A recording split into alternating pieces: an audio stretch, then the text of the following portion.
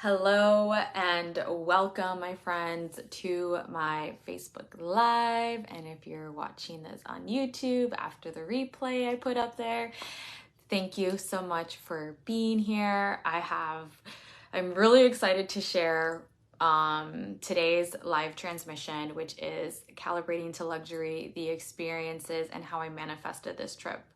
I'm a little nervous because I have not talked about this subject really at all. Like, I've talked about money, but not necessarily on this, and this is a stretch for me. There are voices in my head that say, who the fuck are you to talk about something like this? Like, you're no rich bitch right now. But who am I not? Who am I not to talk about this beautiful experience that I had? The beautiful way that it manifested and all the luxury that I felt during this trip and that I did experience during this trip. Because the direct income isn't always necessarily equivalent to what you are available to receive. Little code right there for you. So if you're watching, thank you so much for watching. If you're watching the replay, thank you so much. If you do not know who I am, my name is Jessica Lozano, and I am a femme priestess and woman embodiment coach.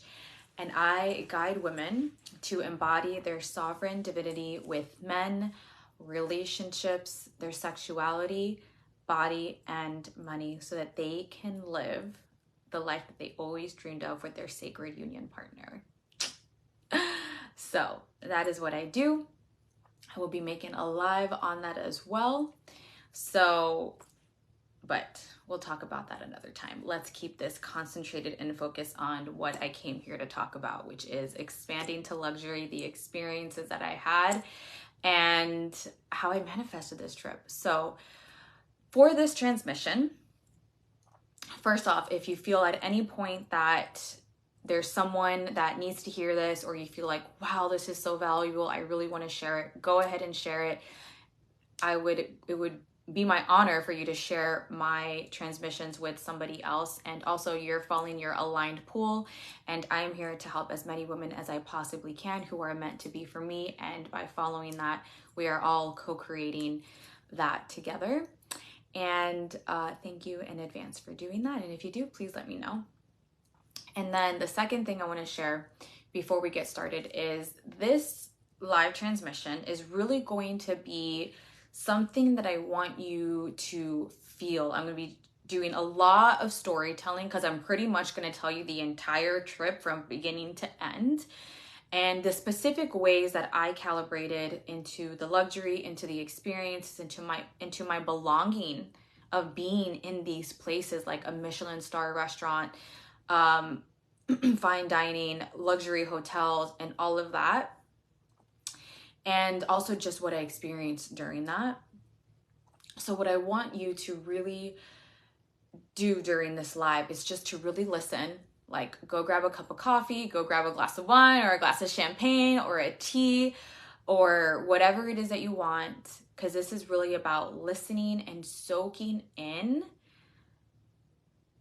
the calibrations that I went through, because I really want you to feel the magic and to know that this is also possible for you. And I want you to place yourself with the things that you desire, with the pictures that you have up on your vision board, with the journal entries that you wrote in your journal about the experiences or the desires, the goals, what you want to have in your life, or the daydreaming that you have. I want you to place those and insert it with what I'm going to share with you, right? As I'm sharing with you, see how it resonates with you, because this really is an energetic transmission of you feeling the expansion and the calibration. I want you to really feel the magic. That's my intention. And at the very end, I am going to wrap it up with some really key points of things that you can actually start doing, like the codes that came through with this, right?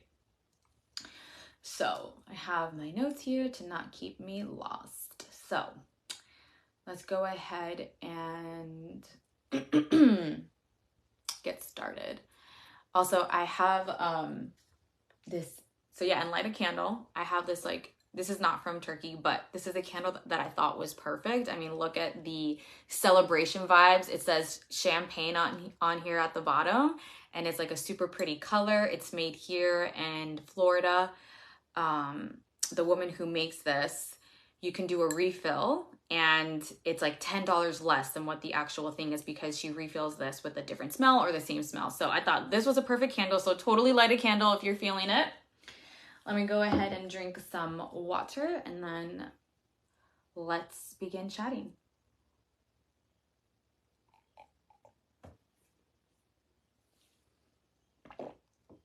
Okay, so the first thing that I want to say about this is a little context between my mother and I and how different we are when we travel.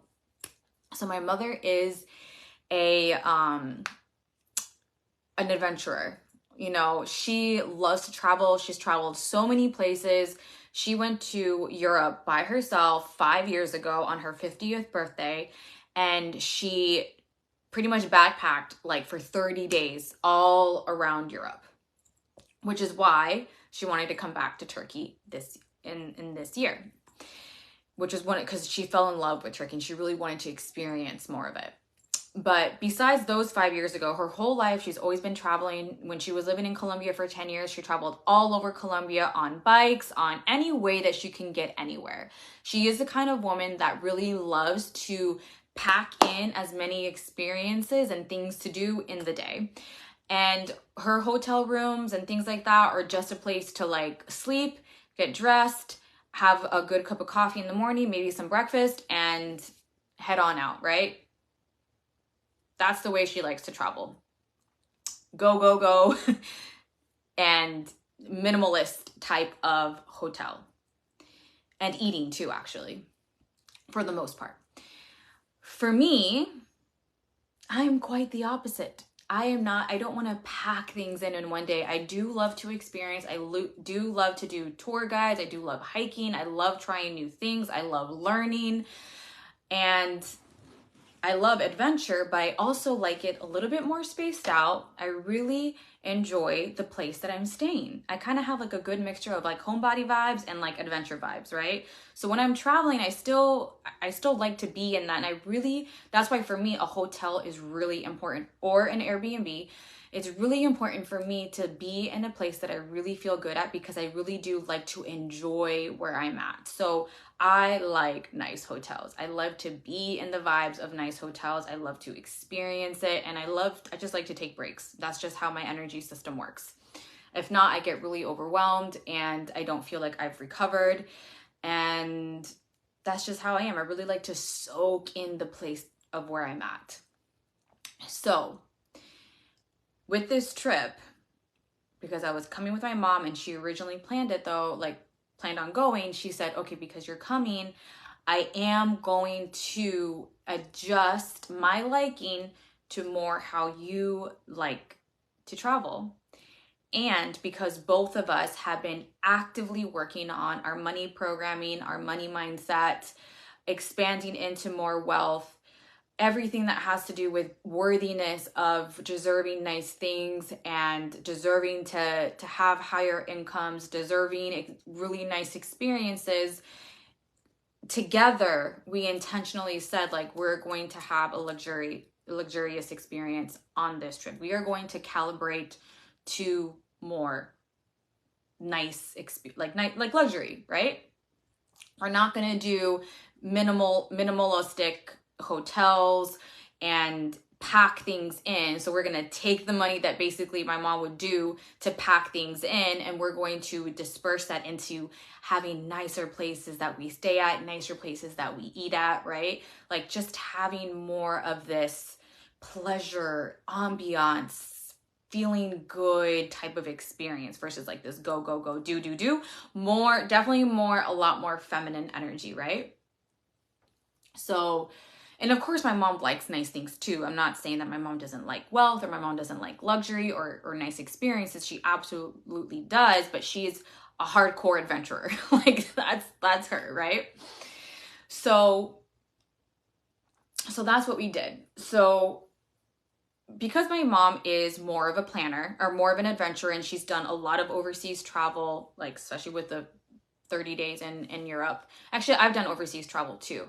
I don't know if we've necessarily done more, but that's besides the point. But she's the more experienced traveler. She has traveled more than I have. So she decided to take the planning all, like, and I actually gave it to her. I'm like, you know what? This is really overwhelming for me. Like, I trust you. We have the same vision of what we want to experience. Like, I give it to you, you make the plans, you book the hotels, you book the airplane, you like book the events. Like, of course, she checked in with me and said, hey, like, do you like this hotel? Do you want to do this experience or this experience, right? So I did give my like consent or approval of some of the decisions that she made, but overall, like, it was all on her. So as is happening, right? As I was told that I'm going on this trip, I was really thinking, I'm like, how the fuck did I manifest this trip? Like the whole time, like this happened like in March, the event happened, we went in May, the end of May. So I'm just like, how did this like happen? How did I manifest going into Turkey? Because Turkey was not at all on my radar of a country to go visit, like at all. I had like Paris in mind. I wanted to go to Paris with Ron. I had been there before. It's such a romantic city. I wanted to visit the south of France. Like, I was like, this is the trip I want to go with my man. I've wanted to go to Australia. I've always wanted to go to Australia since I was like 12 years old. Once the first time I ever saw the Olympics and it was in Australia, I've got it in my mind that I want to go to Australia. Ron wants to go to Bora Bora, so we've dreamed about going to Bora Bora. He wants to take me to Italy because he's been to Italy and he's like, I want to take you there. It's so beautiful, right? So Turkey was nowhere in the conversation at all. So I'm like, how did I manifest this trip to Turkey? Like, how? Like, I know there's a reason why. Like, I just don't know why, because we are the co-creators of our world, of our life. So there's a reason why I manifested this trip, but I just didn't know, right? And it was just like a thought that I would, kind of think about every now and then. I was just like, whatever, I'm fully gonna accept this. I'm fully gonna enjoy it, but I'm just so curious, like, how did this happen to me, So anyways, thinking about this, approval, whatever.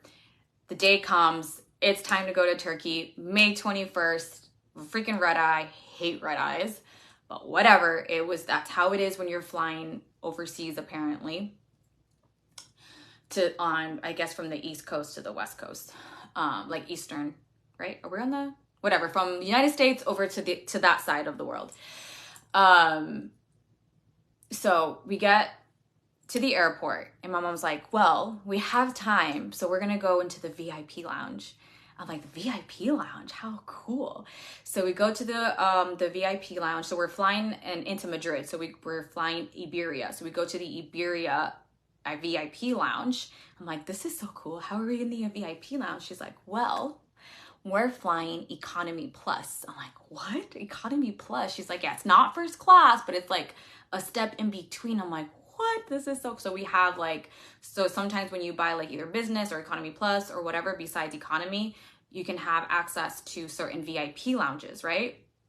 So we're in there, I have a glass of wine. I'm like, oh, this is so exciting. She's like, yeah, well, we said that this was gonna be a luxurious experience, right? So this is how we're starting. We're intentionally setting up the experience by flying in economy plus, which is the seats are wider, they're so much more comfier. They treat you there's a little better service with the VIP, with the economy plus. And the seats lean back further, like you have more leg room, the TVs are bigger. It just feels better, right? You're not cramped in like sardines in the back in the economy. And it's of course limited spaces. So there's more spaciousness, more comfort, right? And I was totally preparing myself to fly economy because I had gone to Europe before, to Paris, as I mentioned. I've also been to Argentina, which is like 9-hour flight. And I remember how uncomfortable it was. Like, it was really uncomfortable. It was super tight on that super long drive on the red eye. It was just not, it's not fun. And I was totally preparing myself. I'm like, okay, I'm preparing myself. It's only 2 flights, one there and on the way back.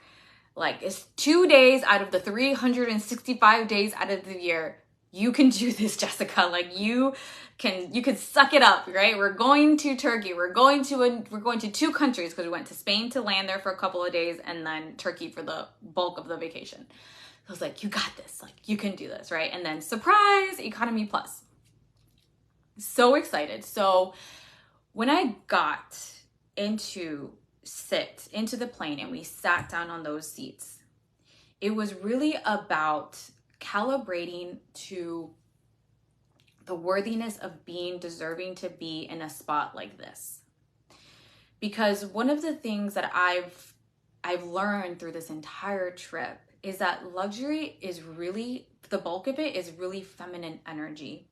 It's really about like you're deserving to be in somewhere that's comfier, and putting the extra money down, and sometimes a lot of extra money down, for comfort, for pleasure, for the ambiance, for the service that you are receiving, right? So when I was sitting there in the economy plus, I was just like,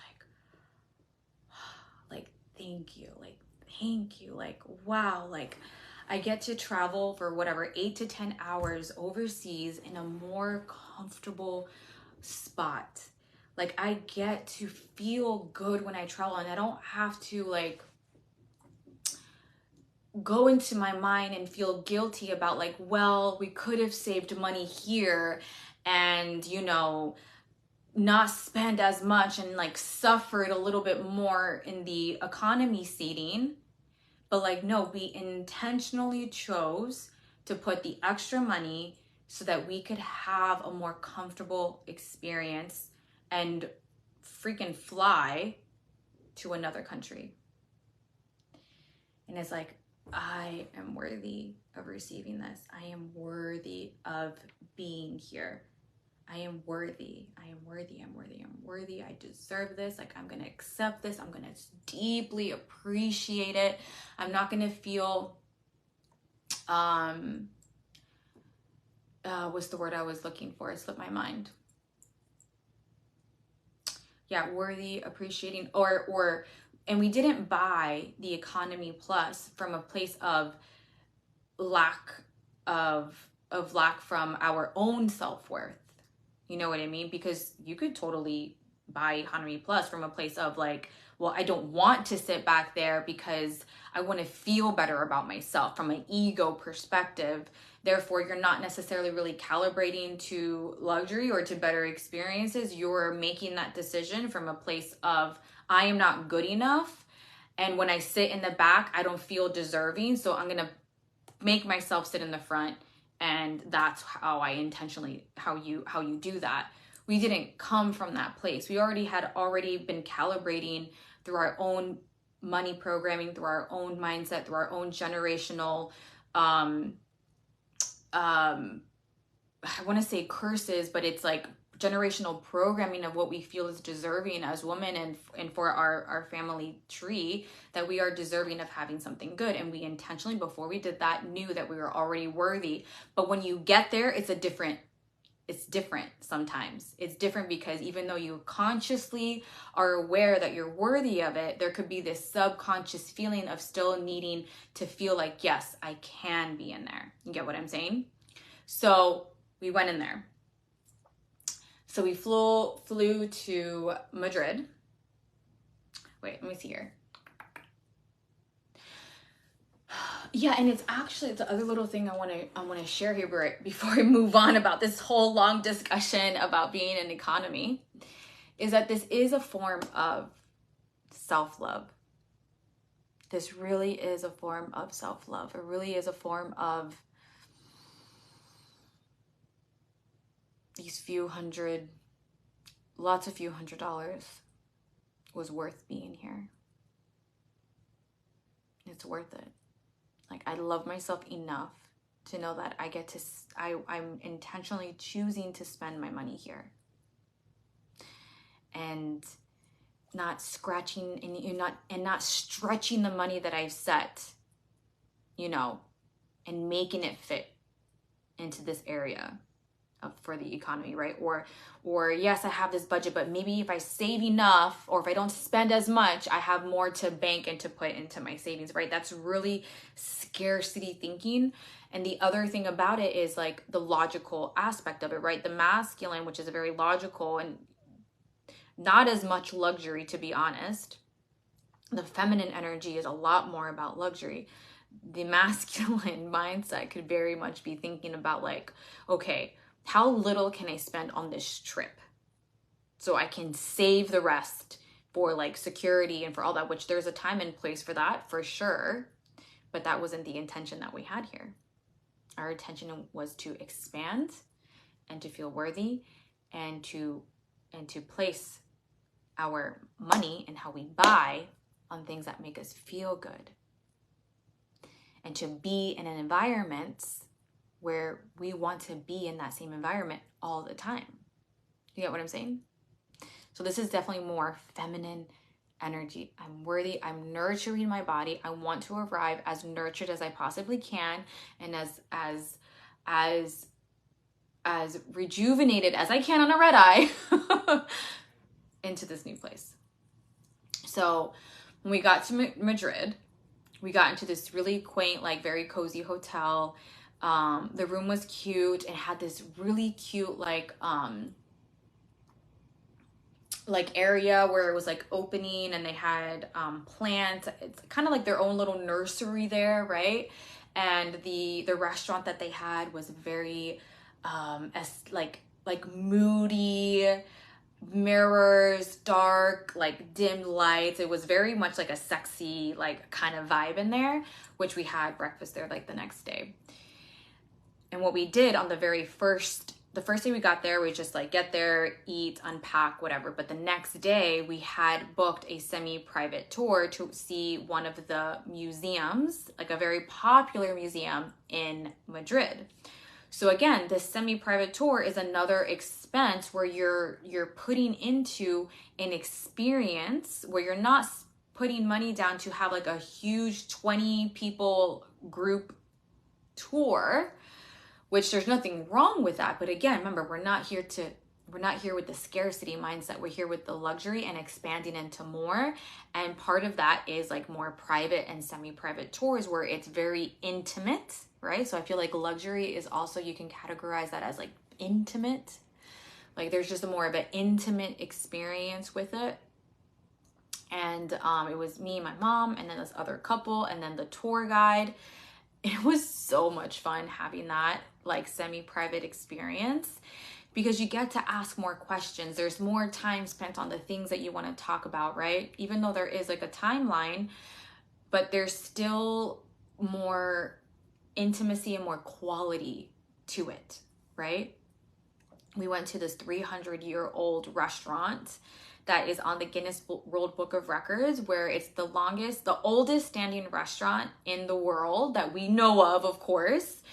And standing meaning that it's been open for 300 years. And during the whole situation when everything got shut down, they actually had someone who had a specific license to go to this restaurant to turn on the brick oven, because they have never been closed down before. So they didn't know what would happen if they actually let everything cool down. So that was like an interesting fun fact of what they did to survive during that time. And that didn't close them down. So that could be in the Guinness World Book of Records too for them. But that was also a really like unique experience that we got with this tour, with the semi-private, more luxurious tour than a group tour.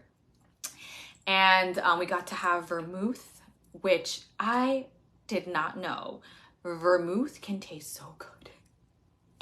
You have to go to Madrid and have a vermouth. It tastes like almost like a root beer, like a soda. You have to be careful for sure, because that you could drink that real quick and get drunk very fast if you do not pay attention.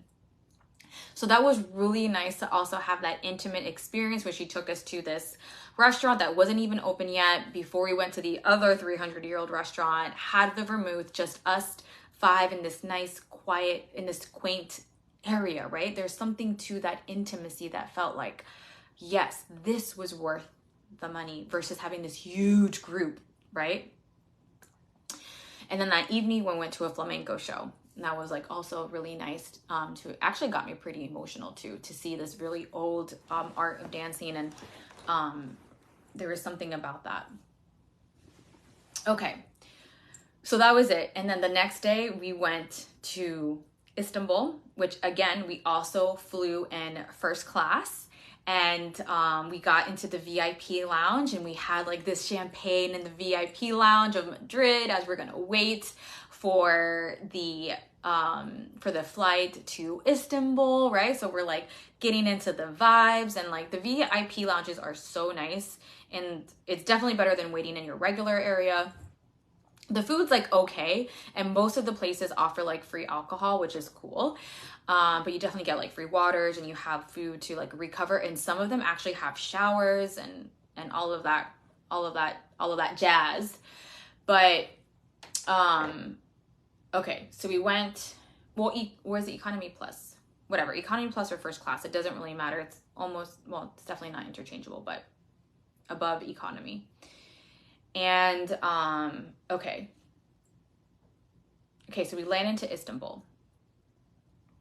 And the next day this time we chose a private tour. Now talk about even putting money into an experience, into the intimacy, luxury of a private tour.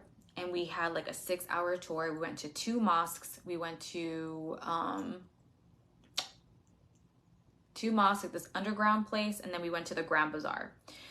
So I definitely would suggest, like, from the semi-private to the private tour, I think the semi-private is good compared to like the private tour. But either way, it was still an experience where we got to have the full attention of somebody, right? The full intimacy of that, and to getting a private tour experiences. What are the must-see places in Istanbul? I would say the must-see places in Istanbul. The mosques, for sure. The Blue Mosque and the Sophia, I forget what the word is, but it's like it was a museum, but they turned it into a mosque. The Blue Mosque, for sure. The Sophia, I can't remember the second word of it. That one was okay. The Blue Mosque for me was so beautiful. Like as you're waiting in the courtyard to get in, like the white and the blue, like it was absolutely stunning, like stunning. And there was something, even though I was a little annoyed at the fact that you had to wear, you had to cover your hair, you had to cover your shoulders and your knees as a woman, like from your knees all the way up. But there was something about that felt very sacred, you know, and different. You know, as a woman who's from America, I can wear whatever the fuck I want, whenever I want, right? So it was different. But there was something in the sacredness of approaching a mosque, a place of holiness, a place of prayer, to dress more conservative and with more, I don't want to, that's, respect isn't the word, more sacredness, more reverence to that. I would say that. I would definitely say the Grand Bazaar is cool. It's very overwhelming, but I would definitely go with someone that knows the area. I mean, it's just like a really unique place. It's humongous, 4,000 stores in the Grand Bazaar, which is where I got my perfume and where we got some Turkish delights. I would do a rooftop on the other side of the bridge. The Hamad, I would definitely do a Hamad at the palace. This is also actually by the mosque, actually. We realized that the next day that they were all around the same area. And what else in Istanbul? Definitely a Michelin star restaurant, which I'm going to talk about that soon because there's lots of Michelin restaurants there. those would be the things and the experiences I would say in Istanbul. It's very much like it's very much a city. It's very much like a New York City, but 20 times as big, but it's a lot of go, go, go, go energy. So, and very busy. And there's just so much to see there. You know, I think we just barely scratched the surface. And definitely getting a flying dress if you're a woman type of photo shoot, which I'm going to talk about that in a second as well. But the Hamad experience and the mosque, the blue mosque for me was absolutely stunning, stunning, stunning, stunning. So then that night, so then we had that for the private 6-hour tour. And we walked all over, taking the bus and the subway and all of that. So then that evening, we had a Michelin, my mother and I's first Michelin star experience. So we went back to the hotel, and which was also actually a really nice hotel as well.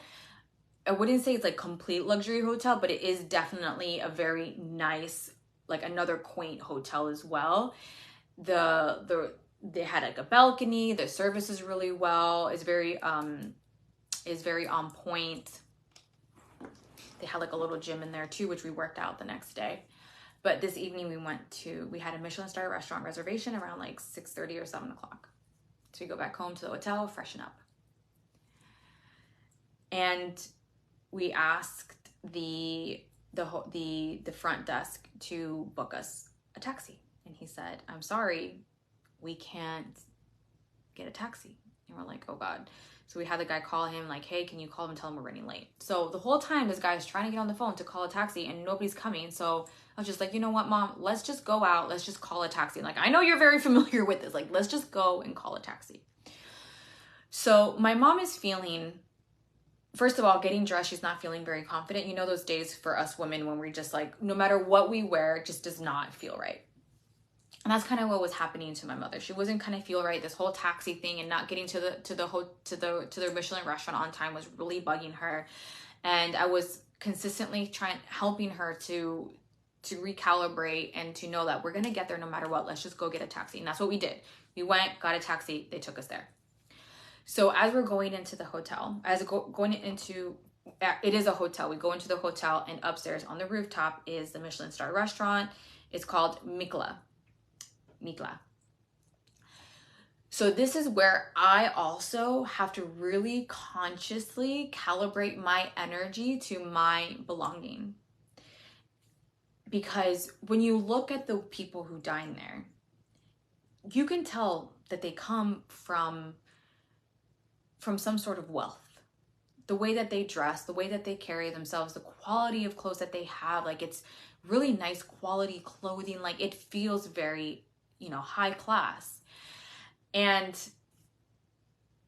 when I always like in my mind, I'm like assuming, it's not even an assumption. We know that people who dine in Michelin star restaurants and upper restaurants where the paycheck is well above $100, even a couple $100, that these people have money, right? This hotel was super luxurious. It was very nice. I was like, you can tell you have to have some kind of money to really be here and to experience this all the time. So for me, part of my calibration is always to bring my belonging no matter what. No matter what my income is compared to their income, no matter what my clothing, how much this costs to wear, which this is what I wore to the Michelin star restaurant. No matter how much my clothing is compared to them, that I'm worthy and that I belong here. No matter our education backgrounds, it doesn't matter, because at the end of the day, they're a person and I'm a person, and we both are bringing our belonging. We both are bringing our cash to pay for this meal. And the servers didn't treat us any differently. They treated us with high class. And I'm there and I'm anchoring in like, thank you for this. I belong here. I am worthy of this. And I'm helping my mother calibrate because, you know, she's feeling off, right? So when you start to feel off, then all these stories start going in your brain. Like you just go into on a downward spiral, right? So I'm helping her calibrate, like, no, mom, like we're here. Look, they saved the table. Like this is awesome. Like they didn't give our table away, right? Like we're here. We're here. And she calibrated. She started to soak in the experience. We ordered our food, which that in itself was also like, because it's in liras, right? So it's a little bit, it maybe worked to my benefit, but sometimes didn't, because I didn't know exactly how much everything cost. But then at the same time, you see like 2,000 liras or like 900 liras. Like, whoa. It's like, obviously it's not $900, but it's like, I don't want to be doing the math on my calculator because I feel like that's not very classy. But it was like, get what you want. Get what you want. And I think we both had the 3-course meal, or maybe not. I can't remember exactly what we did. And we were in there. We enjoyed the food. It was so delicious. Feeling our worthiness of being there, receiving, because worthiness is knowing, is receiving what it is that you feel like you're worthy of, right? The food, the dining, the money, the experience, the love, the lover, the gift that was given to you. All of those things are very important when it comes to your feminine energy and receiving. Receiving is your heart is open and you're allowing it in. Allowing the server coming to us with his energy, with his, I'm here to serve, I'm here to answer your questions. With the receiving of like, I am worthy of putting this money down and receiving this energy, of receiving this experience of fine dining for myself. So we had that experience. And the next day, this is a day that I would recommend to anybody if they're going to go to Istanbul. I'm going to tell you exactly what we did. So we come home, we're feeling good. We had a beautiful experience. My mom's a little pissed off at the front desk guys, and I'm a little bit too, because there was these 2 women it sounded like they had called ahead and booked a taxi. Now I don't know what the full story is, but we're like, what the hell, you know? Feeling a little like kind of not taken care of with as a guest, you know, kind of like we're put off to the side a little bit. It's kind of like the energy that it kind of felt like, but decided to just let it go. So the next day we had our first Hamad bath and massage at a palace. So this is an experience that you absolutely have to have for several reasons. Number one, it's Turkish. Like this is a Turkey thing. So it's a thing that you need to get in Turkey. It is a way that the sultans and the sultanas used to bathe and get massages done after, you know, I'm pretty sure I read like after like the sultan and the sultanas are like the kings and queens of the time, after they've gone back to war, after like different things, whatever. This is something that they had after hard times, or I guess on a weekly or monthly basis. I'm not sure, but it is a special treatment for the sultanas and the sultans. And you absolutely feel like you're treated like royalty, and you have to get it in a palace. Don't get it at a hotel. Don't get it at somewhere. Get it at this place. I wish I had the name, and if you are interested, I will give you the name. I will find out the name for it. But it's right by the Blue Mosque, or the Sophia, whatever the name is. My apologies if I'm offended anybody with that. Okay. So we had our 10 a.m. reservation. We go to this place. We enter. It's in a palace. Hello, luxury vibes for sure. Okay, my mom intentionally chose this one.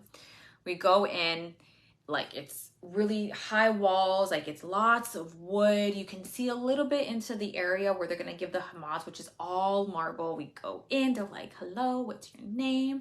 Okay, beautiful. Here, let's take you up. These are your lock. You're gonna have room this and that. We go into the room. We have our own towels, or like get completely naked and put on the little panties that they have in there.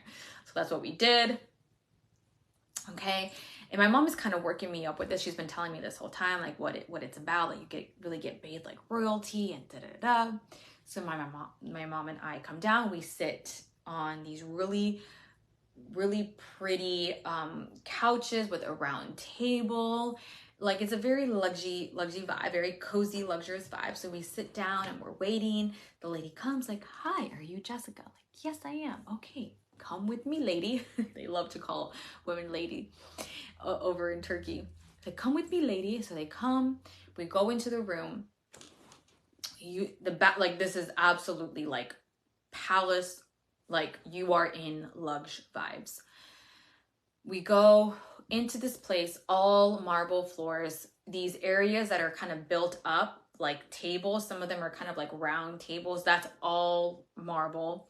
Then we go up to this like kind of step area. It's kind of like a step area, and we are seated in this little step area, like this little, it was almost like a booth, like a big booth, where on the right and on the left hand side they have these like gold faucets, right, in a gold bowl, like a big round bowl like this. And they're like, "Okay, come sit here." I'm sitting on one side, my mom's sitting on the other side. They're like, "Just relax, lady, relax." So we're sitting naked, take off our towels in this super warm marble thing. Like, and it was actually pretty comfortable for it being marble. I did not think that it would be comfortable as we're sitting there. So we're sitting there waiting. No, actually, I think we sat right away. And then they take this, we took our towels off. They're like, "Lay, relax." Then they take this bowl of really warm water and they just like pour it over your head, pour it on your body. Like, you feel almost like, I wouldn't say like a baby, but it's kind of has like those baby vibes. Like, that's what you do to a baby when you put them in the tub, right? When they're newborns, like you like take the bowl and you put it in there on their head, right? But of course, I'm not a baby, and I'm really feeling like this is more of the royal treatment. If you've seen the royal type of TV shows, right, when they're placed back in like the 1600s, the 1700s, where the royalty, people who had titles, had like servants and maids and people that bathed them and clothed them and did everything for them. This is what I was putting myself into, what I was calibrating myself into. It's just like getting over the awkwardness of it. Because when you look at those TV shows, and I know they're just TV shows, but they are representative of what they used to do back in the days. For the most part, and I remember thinking, I'm like, are these people really lazy? Like, why can't they bathe themselves? But they would have the servants, the servants would bathe them, and they would wash them, and they would do their hair, and they would pick out their clothes, and they would dress them. So it was almost like getting out of the awkwardness of it, of like, I can do this myself. And it's more of receiving someone taking care of your body and nurturing your body and loving on your body and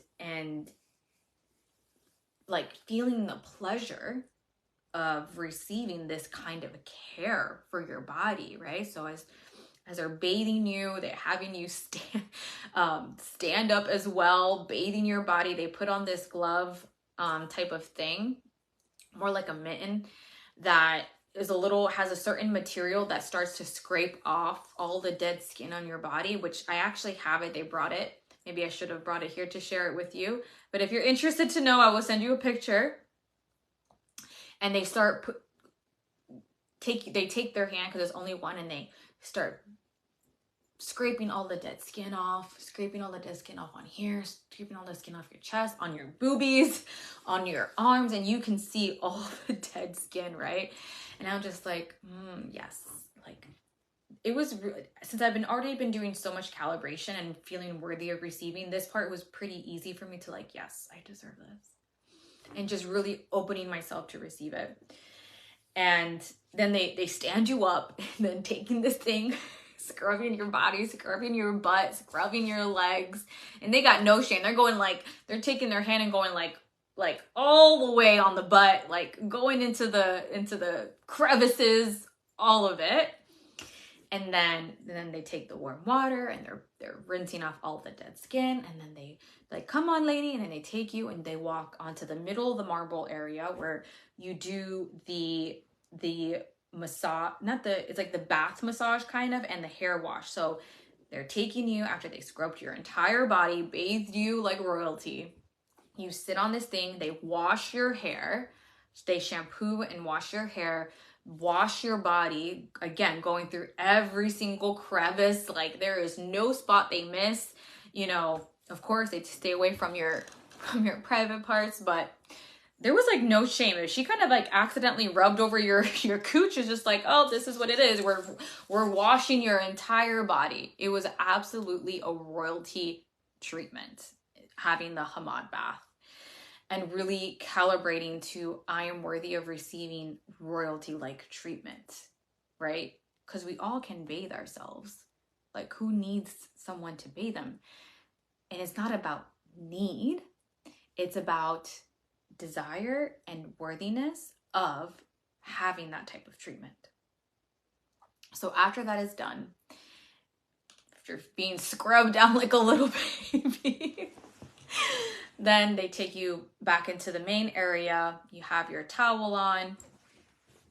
And they say, okay, would you like some tea or coffee? And they bring you some warm tea. And they bring you these 2 Turkish delight treats that are so delicious. And then you're sitting there and you're just like, oh, that was so good. And then they take you upstairs to the 3rd floor, because the 3rd floor is where they really do the massage, the hot oil massage. And they take you upstairs, do the massage. The massage to me wasn't anything spectacular compared to the massages that I would receive here in the United States. The Hamad bath was absolutely the highlight of this whole experience that I'm sharing with you about. But still, again, receiving the massage, then like, okay, you're complete. So you go into your room. They give you the gloves that they use to take off all the dead skin. They give you the shampoo and the conditioner that they used for your hair. You go and change, and then you come downstairs. They're like, go change. We're gonna give you coffee or tea when you get down into the lobby. So we get back down in the lobby, and we're just like mush. We're just like, oh, I can like fall asleep right now. I'm so relaxed, right? So we have the tea, because I'm actually not a big fan of the Turkish coffee, to be honest. So I always opted for tea whenever they gave us, they asked whether you want Turkish coffee or tea. I do like their tea, even though I'm not like a big tea drinker, but their tea is very, very, very good over there. Like so delicious. So after that, we go to get lunch. Lunch was nothing spectacular. Lunch was at like a normal area in this place, which was a super cute town. I'm not sure exactly what this area of the town is called, but it's the walking distance as soon as you come out of the Hamad and the palace. So that day we also had the flying dresses on the rooftop photo shoot set up, like around, I think we had it for 5 o'clock. So after lunch, we kind of still walk around more, and then we find this really cute, like, garden type area where it definitely had like little like luxe vibes as well. I mean, the way that they presented the coffee and the tea, it was all like very fancy. It was like, that's the way I could word, like fancy. And in this fancy courtyard, I'm there putting on my makeup, which I've never done that before. I'm like, this is really awkward, but we felt that it was the best to bring our makeup with us, to do our makeup somewhere, and then go to the photo shoot destination. Which, in retrospect, if you're gonna do that, you can actually do your makeup at the photo shoot place, because they'll give you a space to do that. But we didn't know that. I was like, we're just gonna show up there and take the photo shoot. We wanna come there prepared. So FYI, if you wanna do this whole thing that we just did. So we walk, it was like a 30-minute walk. So we walked from wherever that area is all the way to the photo shoot. This is another area where I personally had to get comfortable and to calibrate to receiving like supermodel type like treatment. So we get there and we pick our dress, whatever. So my mom picked our dress, we come out, And it's not just the photographer, but it's his two helpers. And I've had photo shoots before, but I've never had a photographer had people help him in the photo shoot. And I've had photographers guide me, but this was like definitely different. This was like a complete different experience of feeling like a supermodel. Like, hey lady, do this. Hey lady, okay, now we're gonna take video and you're gonna walk like this and you're gonna do this. It was a supermodel experience, and the men were so kind and so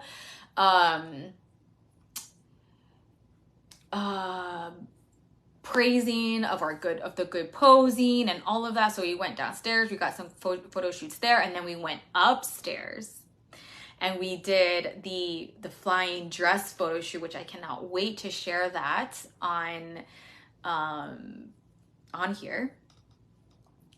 And that again, and then there was another two set of guys that came upstairs. There was guys that were only for downstairs, and then another two set that came upstairs. So that was also like, I feel like a supermodel. Like I feel like I'm on set, like a real set, you know?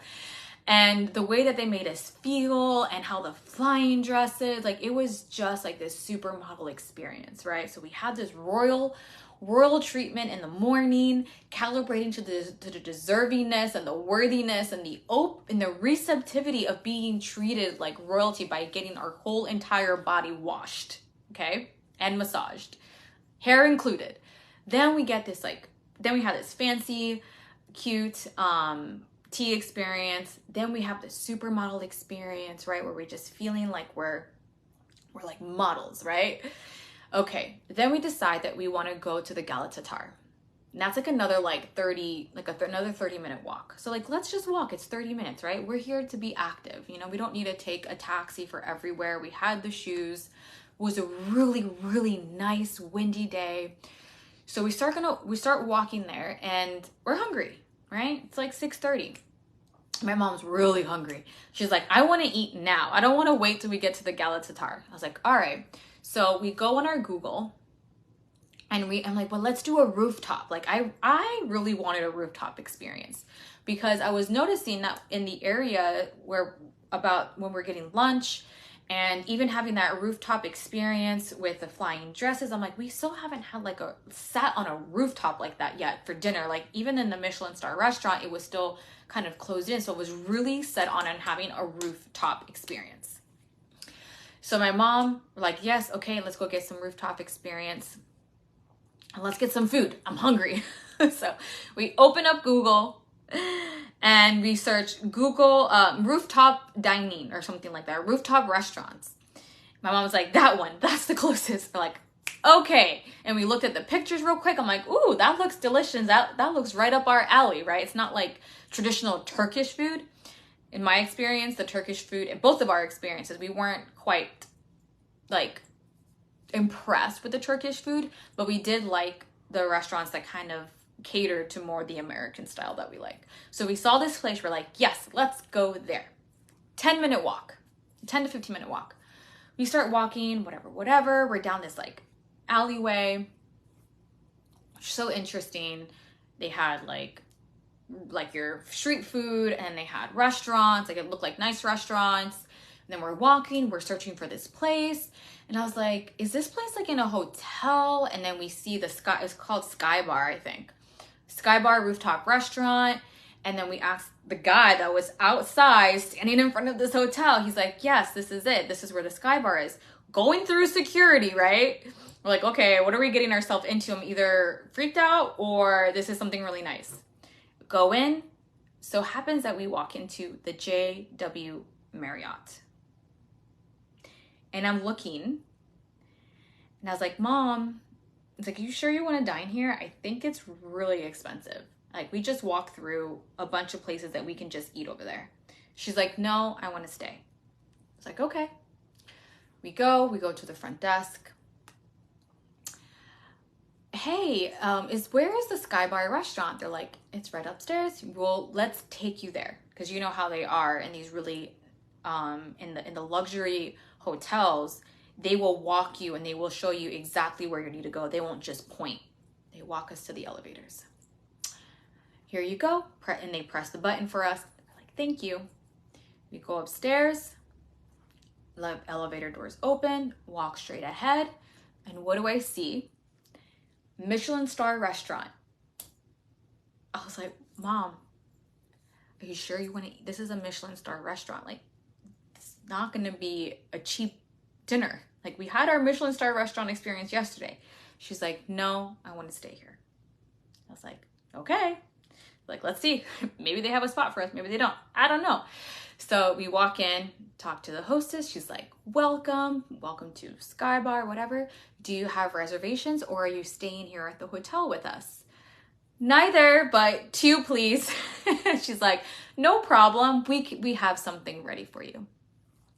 So we go, we sit down. Hold on. I feel like I choked on something. We go, we sit down. They give us the menu. We open it up. Again, it's liras, but the liras are like, 500, 600, 900, 200. Like, I was like, Mom, are you sure you want to? I know we walked in here and we sat here, but we had our Michelin star experience yesterday. Are you sure you want to stay here? She looked at me again. She's like, yes. I was like, okay. I asked her 3 times. I gave her 3 opportunities. We're staying. So I decided at that point to just relax and to just enjoy.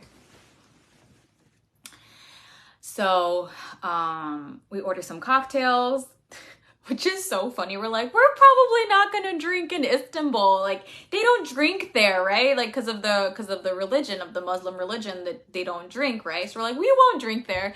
We drank like every single day. So I ordered this like lavender cocktail. My mom ordered this other refreshing cocktail. It looks so nice because obviously it's a Michelin star restaurant. Everything's gonna look like decadent, right? So we make a cheers like to more like Michelin star experiences, right? Then after we do that cheers, she looks at me and she's like, Jessica, she's like, if I would have answered no when you asked me if we wanted to stay, the universe would have been mad at me.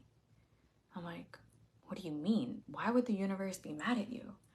And she's like, well, when we were having the Hamad bath, when the women were, washing our bodies and massaging and like giving us the royal treatment, the entire time I was thanking my body. I was, going through each one of my chakras. I was, giving thanks and appreciation. And I said, it's like, thank you.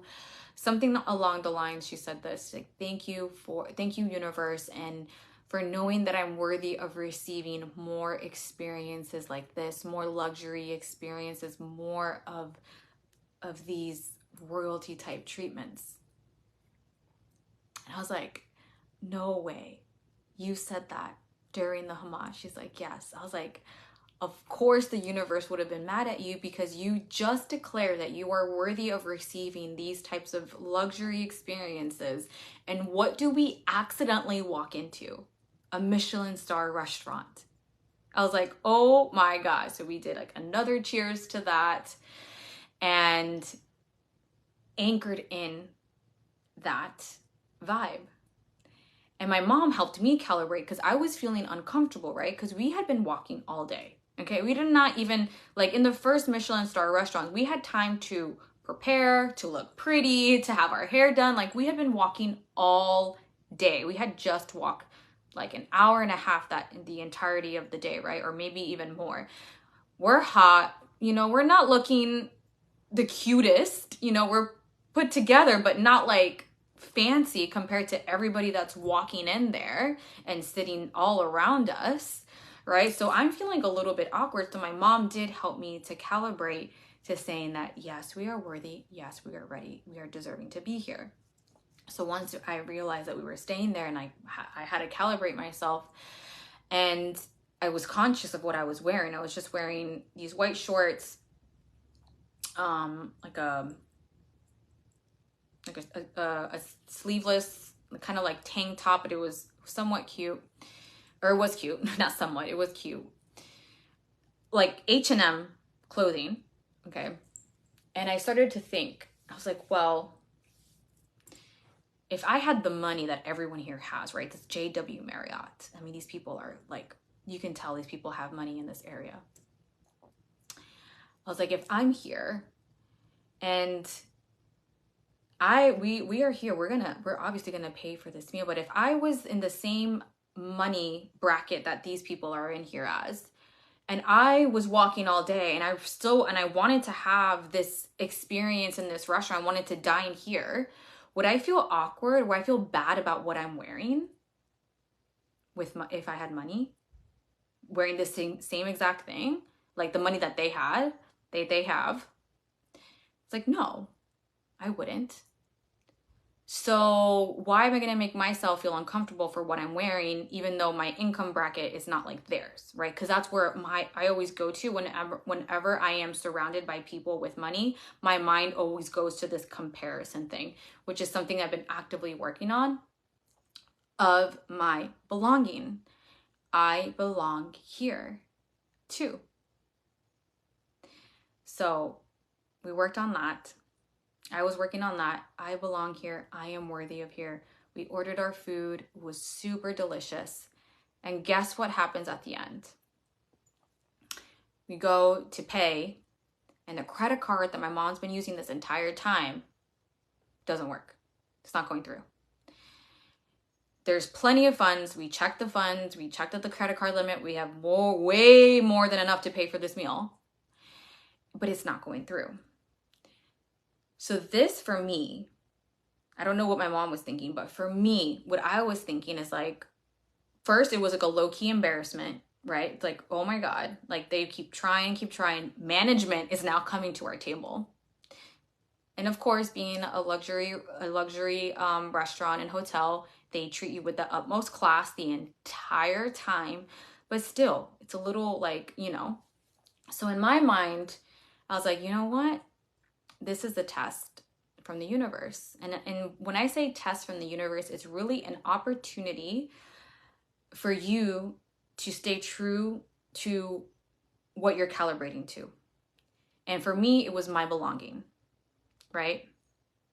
So I was like, you know what? Just because the credit card isn't working or at this moment, it's not going through, it doesn't mean anything.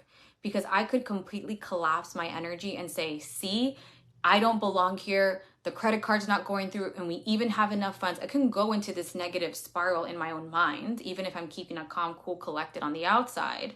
But in my mind, how I'm feeling could go revert back to unworthiness because of an evidence that's happening, of a circumstance that's happening. But I said, no, I belong here. This happens. It's going to get sorted out. And it did.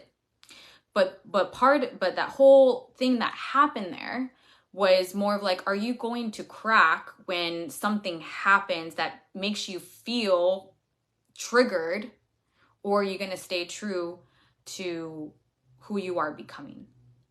And I stay true to who I am becoming. And it went through. And then that was the completion of that Michelin star restaurant. And I actually really wanted like street ice cream and dessert. I was like, I'm good here, but I really want like some street dessert. So we walk into the Gala Tatar and we find this like ice cream, and it was like the Turkish ice cream, which is not as creamy. It kind of has a little bit more gelatin. So we're walking down, we're taking pictures of the Gala Tatar, whatever. We hang out, finally get a taxi back home. Okay, what do we do after that? I think that next day, Michelin star restaurant, okay, said all that. Oh yes. The next day we were leaving to Kusadasi. This is the place that I had been waiting for the entire trip. This specific city, and I'm going to share with you why. This is what I'm going to share with you how I manifested this trip. So the next day we leave for Kusadasi, which is right by a bay, like a sea. I don't know exactly which one. Please don't ask me, just Google it. But we fly there. It's like an hour flight. We are sitting in first class, again, calibrating to the luxury. This is when I find out that they don't sell wine on the domestic flights, but still we sit in the first class, and they give you like these special drinks, whether it's like orange juice, I think some other flavor, or water in a glass, which I was surprised that they're, but I guess because it's Europe, not United States, selling you a drink. Oops, sorry, a drink with glass, with a really nice glass, kind of like, it looked like a wine glass. Anyways, enjoying the experience. They actually even gave us food, which I was surprised. I was like, this is an hour flight, they're giving us food. But again, I guess it's the first class experience, and the food was actually really good. We land in Kusadasi. We go to this hotel called the Charisma, and we get in there. We check in. We go up. Was it up? No, it was actually on the same floor. We go into our hotel room. It was the same floor as the lobby. And when we go into the hotel room, as soon as you walk in, you see the view of the sea. I probably should have looked up what sea this was. The balcony, this nice big balcony, and you can see the sea and the mountains on the side. It's just like, this is exactly what was on my vision board.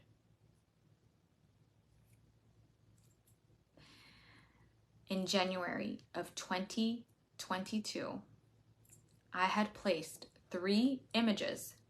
I'm going to share them with you. 3 images on my vision board of the vacations that I wanted.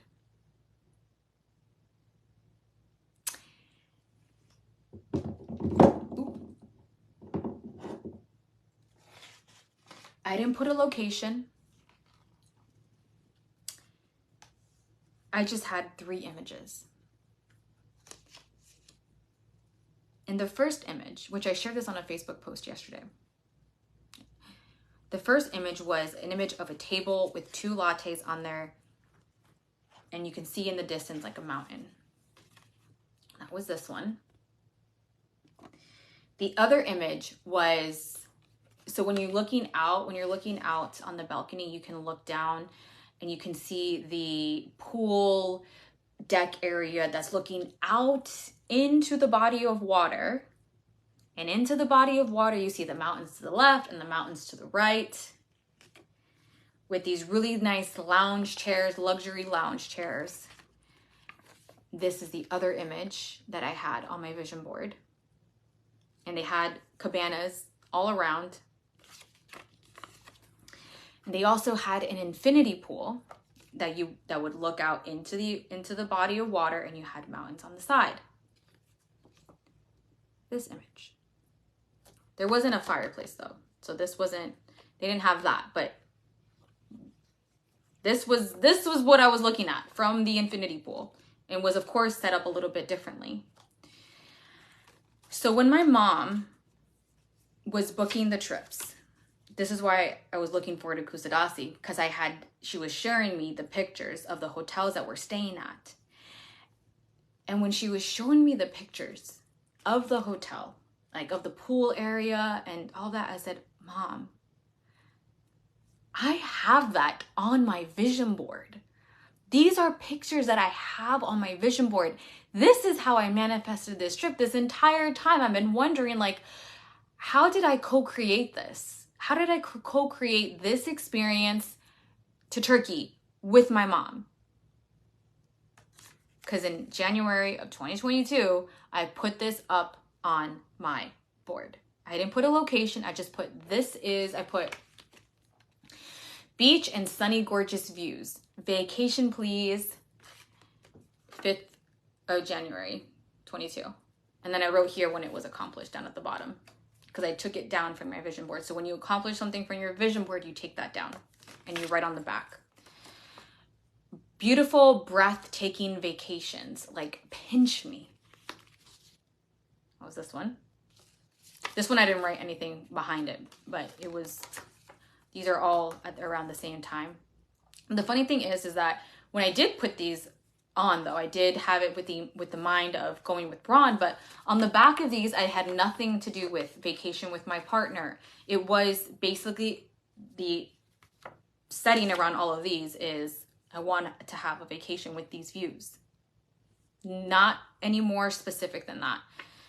And the universe conspired to bring that to me.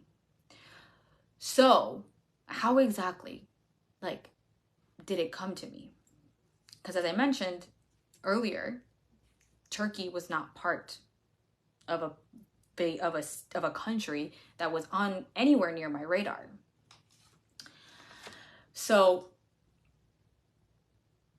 when I came to Florida, when I moved down to Florida, my grandma had experienced, I'm gonna give you a little bit story about how this whole thing got manifested. So my grandma had fallen and fractured her neck.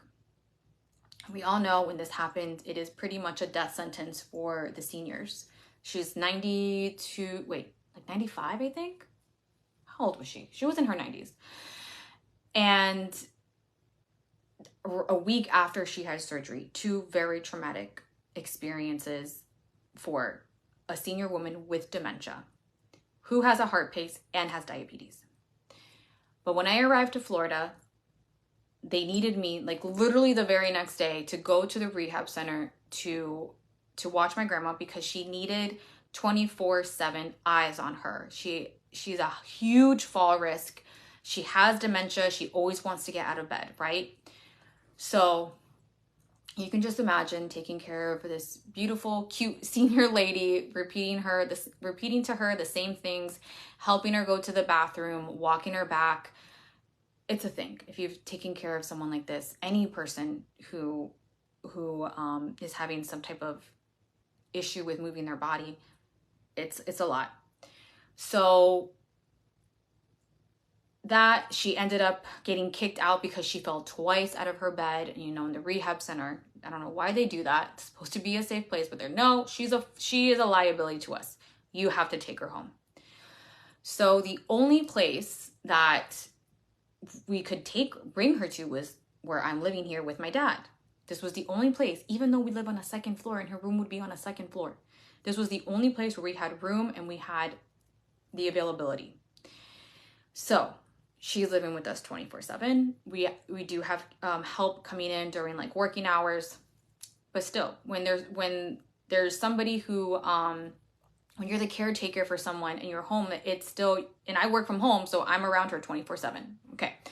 So I'm taking care of her this entire time. I'm stepping in with my dad when she's bringing him to his limit because she wasn't sleeping at night and she was sleeping in my father's room because his room is, the master bedroom is big enough, all the jazz. I would step in and okay, Dad, you need a break. I'll take the night shift, right? So I was just giving my all and taking care of my grandma. In March, she passed away. She crossed over. Rest in peace, Grandma. And my dad knew that my mom was going to Turkey. I didn't even know she was going to Turkey this year. I don't remember her telling me, but she must have had this conversation with my dad. And my dad's like, you know what? She asked my mom, she's like, hey, I know you're going to Turkey. I would love to give Jessica a trip to Turkey. She's been so great with my mom. I think she really deserves it. Can she come with you? Of course, my mom's like, yes. Yes, bring my daughter with me because my mom was planning to go solo. So then the next day, my dad says, hey, would you like to go on a vacation with your mother? I'm like, yes. She's like, well, she's going to Turkey. I want to gift you this trip. Here's this amount of money that I'm going to give to you to go with your mother. I was like, oh my God. And I was kind of like a little, when you get a surprise and you don't know how to react, you're almost just like, yes, but this is wild. I don't even know how to respond to this because, like I mentioned, it wasn't something that was on my radar. And as a matter of fact, I even spoke to Mom and I said, you know what? Like, I know I want to go. Like, it's a beautiful gift, but what if I, asked Dad if I could invest this money into something else, into like a coach, because I'm addicted to hiring coaches, apparently, Ron would say. And she's like, I hear what you're saying. You want to build your business. You have your mindset on something. She's like, but this is a gift from your father. And I really think that this is something that you should really receive it.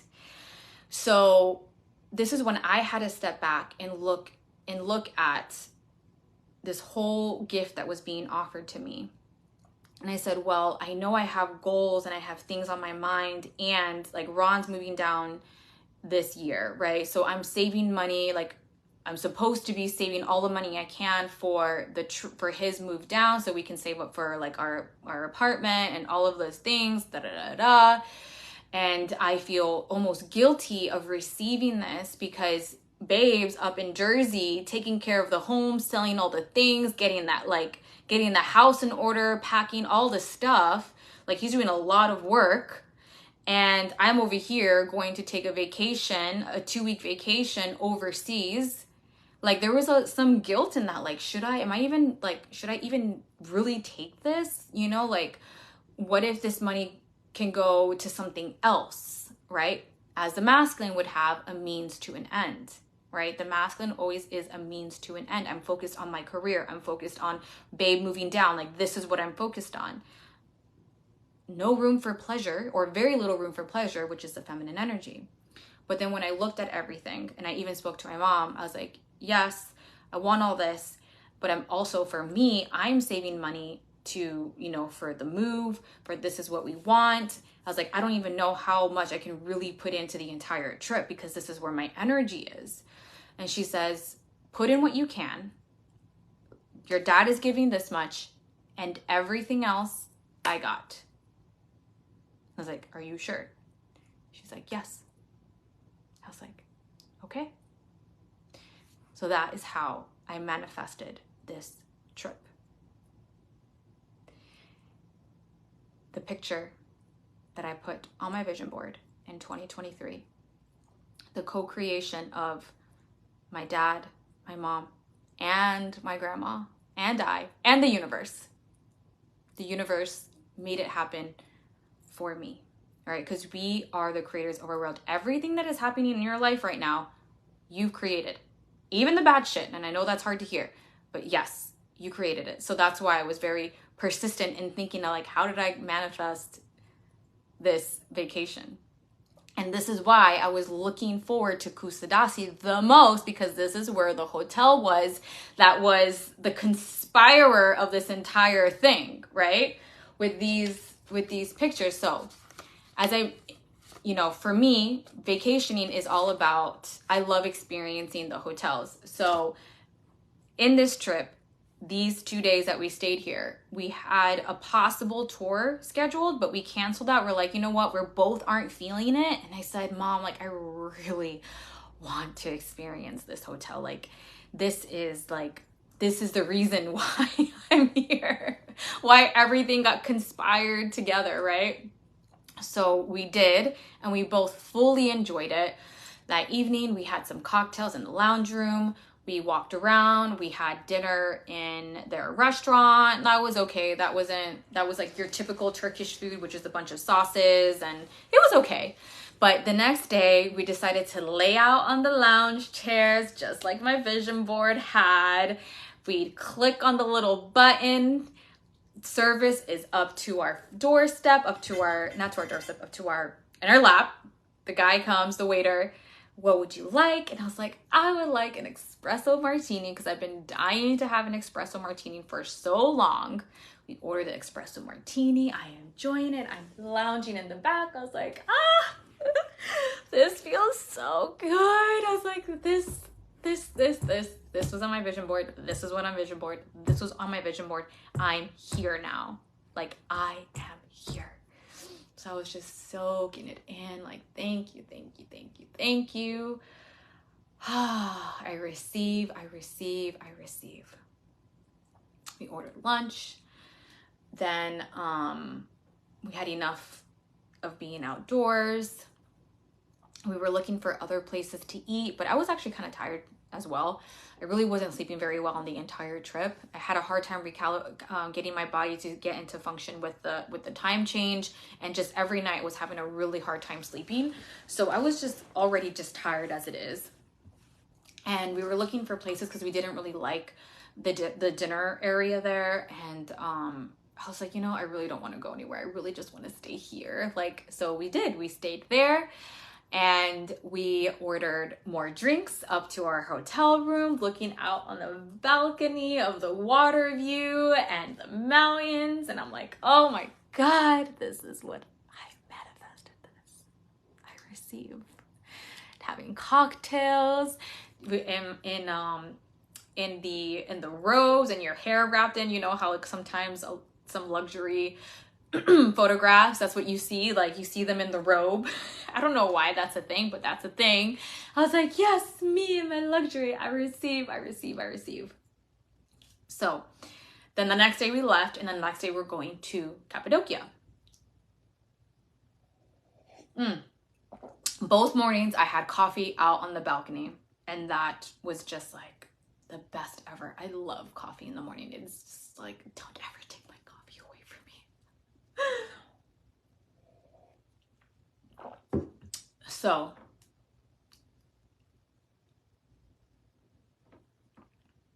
okay. Oh, so back to the manifestation when I shared with Ron, because I was, like I said, I was feeling a little bit of guilt about the trip, and I was like, I don't know if I should be doing this, you know? And when I shared it with Ron, he was really excited for me. And he was like, yes, like that's so amazing, like go. So that was another reason that eased the decision. And from old programming, from my previous relationship, there was always a feeling of if he's not enjoying it, then I should enjoy it, with my ex-fiance. So that was also another healing a healing moment for me in relationships and with my man, and for my own like my own self-worth, you know, my own value, and knowing that I'm with the right person. Like Ron did not guilt me at any point with any of this at all. Like, no, you shouldn't go, you know, you should put that money down for something else, like tell your, you know what I mean? He didn't, it was nothing like that. He was like, yes, honey, fucking enjoy the trip. You deserve it. No guilt tripping at all. So that was also like another beautiful thing about this. Okay, so the next day we went to Cappadocia. Woo, this is turning out to be a long live, but I'm almost done. So the next day we went to Cappadocia, and the first day, so the hotel that we stayed at looked like a total suite for lovers, like a honeymoon suite. It was actually, the room was called the Prince, and it had actually had a hamad bath in the main bathroom. We didn't use that, of course, but there was like a hot tub in the room, like a huge hot tub, like a real hot tub, like humongous. It could fit like maybe 4 people. That's what gave the like the honeymoon suite vibes. And like the lighting is dim, and how they presented the towels and the robes. And then outside was the balcony, our own private balcony, where we could have, there was a hanging chair and a table, so we can have breakfast, coffee, drinks out there, all the good stuff. So that was the hotel that we stayed at. We got there pretty late, but the next day we had a tour, a private tour. Again, intimacy, experiences of this Salt Lake. So it was a 2-hour drive. We actually had this really cozy car, a 2-hour drive. Went out to the Salt Lake. It is like a dream.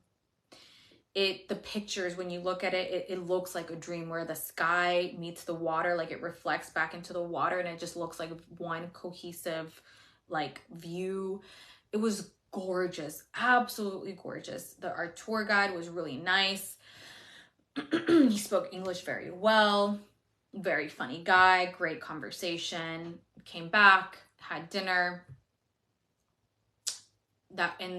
For dinner, we actually had like this a Turkish, first of all, it was raining, and they had towels, like these, not towels, but these like a blanket, a really warm blanket to wrap our bodies in, which was really a very, very nice touch.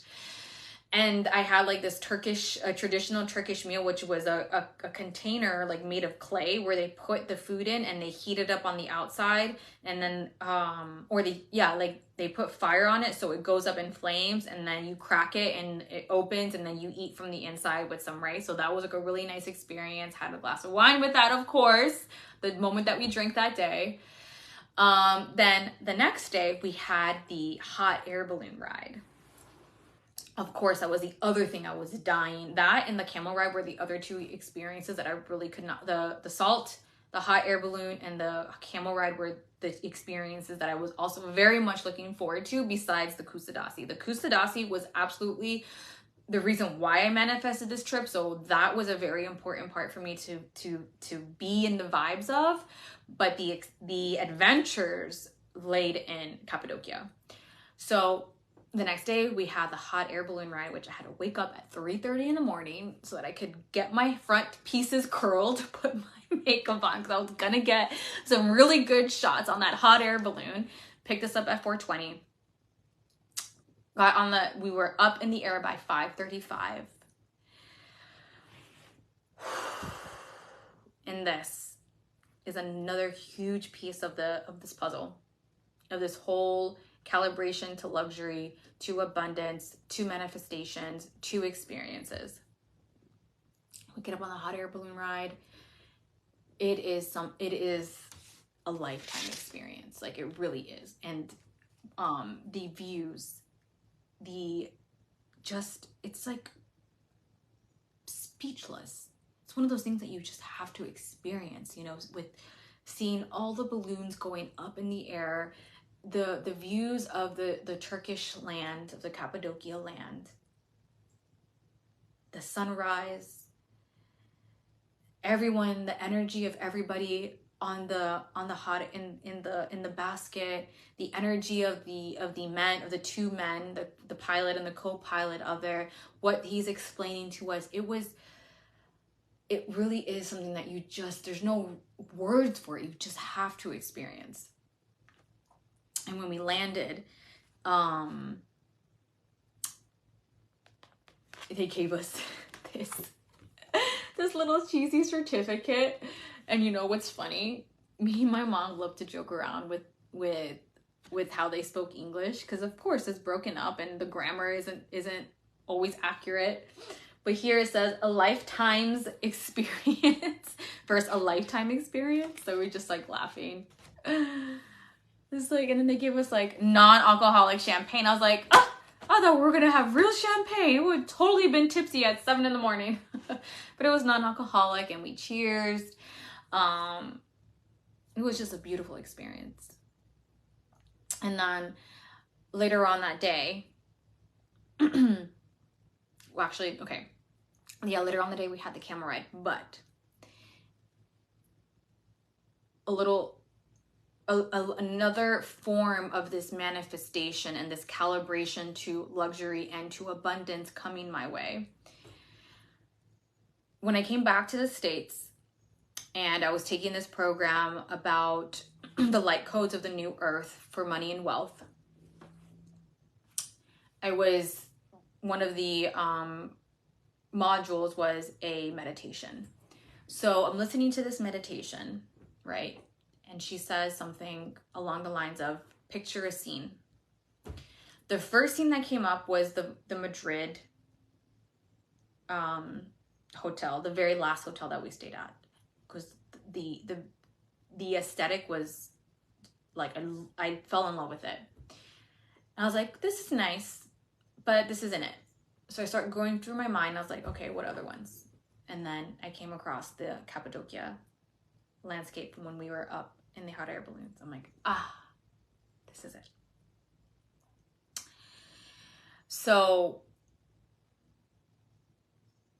she starts to say, imagine that there's a vessel, like an open vessel that fits your entire body. And I was like, oh my God. Then she says, imagine that there's water pulling down into your feet. So for context, when she's using water as a metaphor for money, right? So because water because money has all the different stages of water. It flows, right? It flows in and out of our lives. There's the water with like the evaporation, like so that money is really all around us, right? That's a metaphor for that. And money as like rain coming down to us, and also money as like a solid, as like a secure money that's solid, that's there for you, right? So as she's saying and she's guiding us through this, I was like, I start to freak out in a good way, because I was doing a similar meditation to this, like almost identical, before I went on this trip. Starting in like February-ish, I was doing a meditation where I would be in a place. There was a pool, like an empty pool, like as you can imagine, like a pool in the backyard where it's empty, there's no water into it. There's gates at the top holding the water back, right? And in this visualization, I would be outside. There'd be a sun beaming down on me, but it was all very open. I wasn't at a house. I wasn't in a backyard. It was an open area. But I never really zoomed out on it. I just would know, like in the peripheral, like this was there, and there would be like mountains, like on the far side. And in this visualization, again, water being the metaphor for money, I would see the floodgates starting to open. So money's coming through. It's filling up. I'm on a floaty, so I'm being risen up on my floaty, on like a donut floaty. I'm floating around in the water. And because it's an infinity pool, this is what I envisioned, I didn't want to fall out of my floaty. So I placed these frozen water pillars, right? Representing the money that's got my back, that's secure, going through that, and I'm hitting the pillars and then just floating back out. This is the visualization that I've been having before this trip. And when this woman that's guiding me, Amy Belair, in this meditation, when I picked the first scene, and then when she said, imagine a vessel, of course I imagined the pool that I had already been imagining. It hit me. I was like, this entire time, I was visualizing the landscape of the hot air balloon ride. I just never really zoomed out. You know, I just always was focused on the pool and the water and the flow and the sun, and just feeling into the vibes and holding to the money desire that I wanted. Like that's what it would feel like, my income goal that I have. I was like, wow, this is crazy. This is another way that I manifested this trip.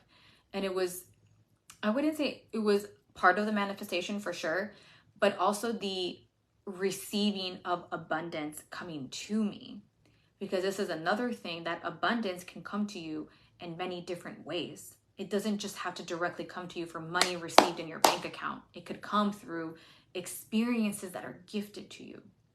Like this experience, this luxury experience. So the abundance is already here. Freaking out when that happened, right?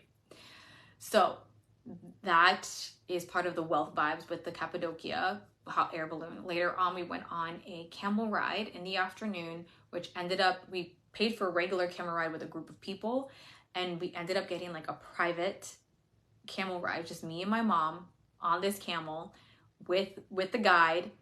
Awesome guy, very nice, beautiful, like green eyes. Stops at the midway point where you take the pictures, where it's the area to take pictures. He takes my camera, he's taking pictures of my mom, right? Puts her up in this place, like a full-on photographer, like knowing how to handle the camera. Then he takes both of us, then he takes me. I was like, wow, this is awesome, right? Like, and he shows us the work that he's doing. And it looks like he did really well. Like he knew what he was doing with the phone. He wasn't just snapping a picture here, snapping a picture there, coming out kind of half okay. No, they were like really good. And he's also telling us how to pose. These are really good photos. Then he says, okay, I'm gonna take a video. He gets the camels walking. I'm like, okay, whatever. It's gonna be a video of like, hey, what's up? We're here in Cappadocia, Turkey, woo. But he was goes all the way in the bushes, puts with his phone, plays certain music, starts playing turns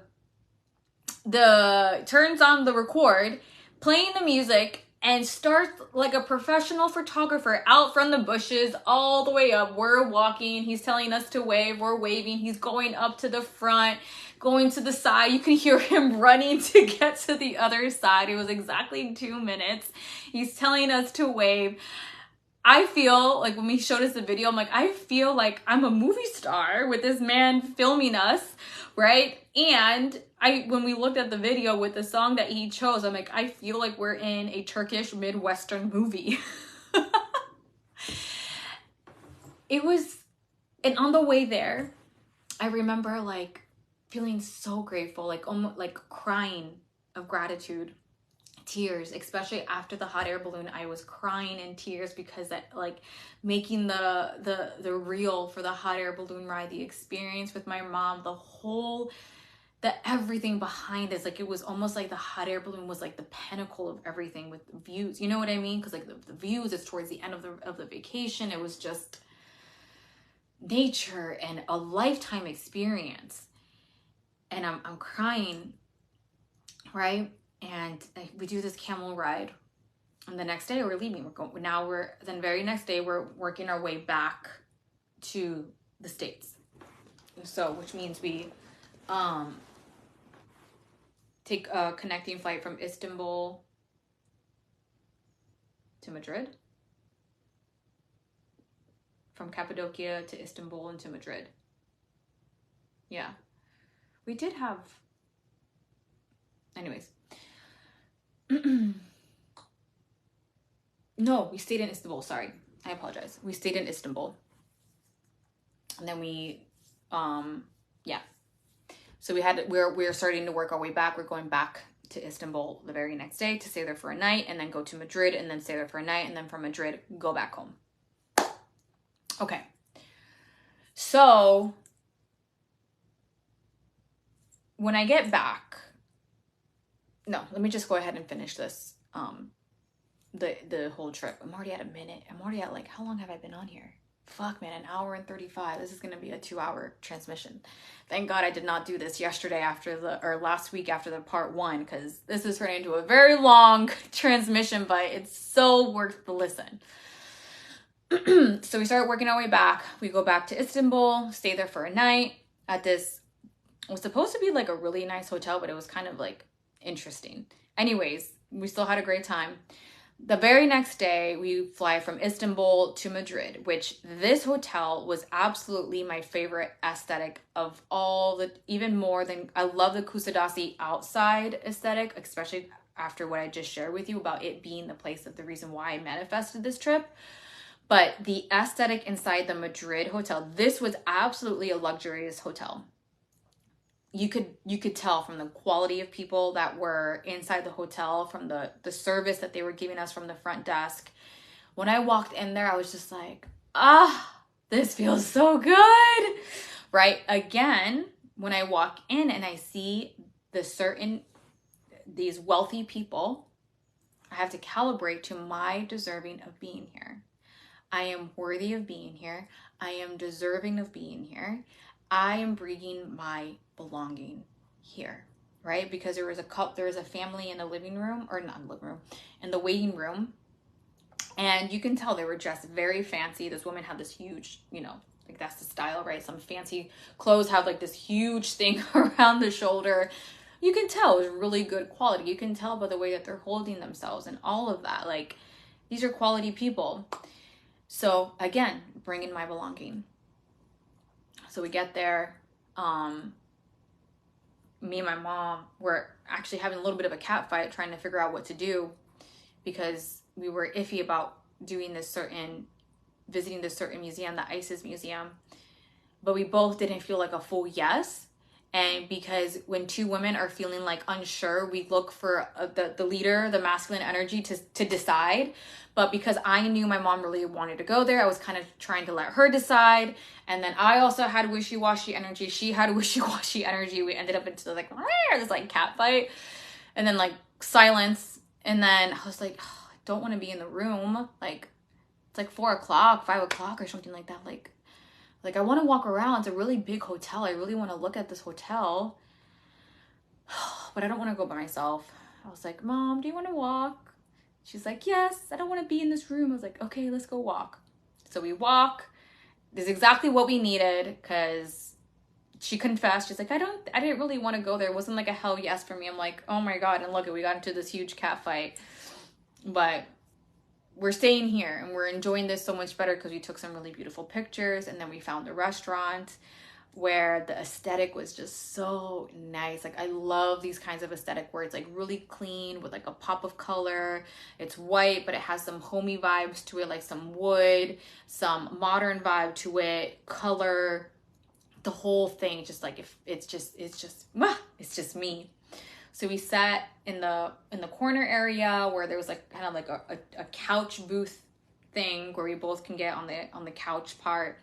We order a champagne, which we ordered 1 glass, but we ended up drinking the entire bottle. We order the food and it comes out presented super fancy in these really nice dishes, very decorated very beautifully.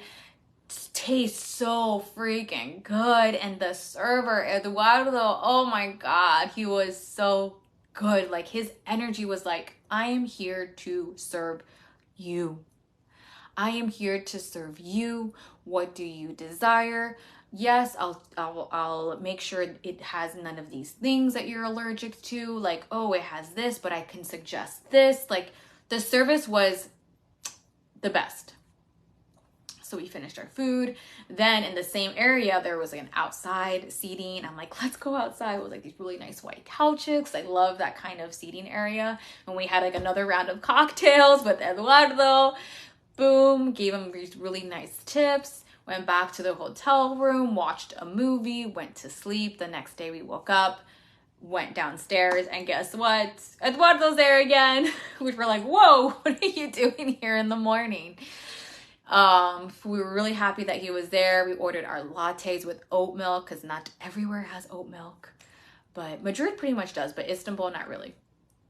So that was really nice to have. And I'm enjoying the latte, and he's again showing up with his full energy, his full presence, his full, I am here to serve you.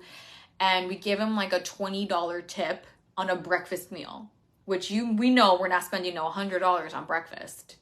Like, we just had eggs and 2 lattes each. There's no way that was $100.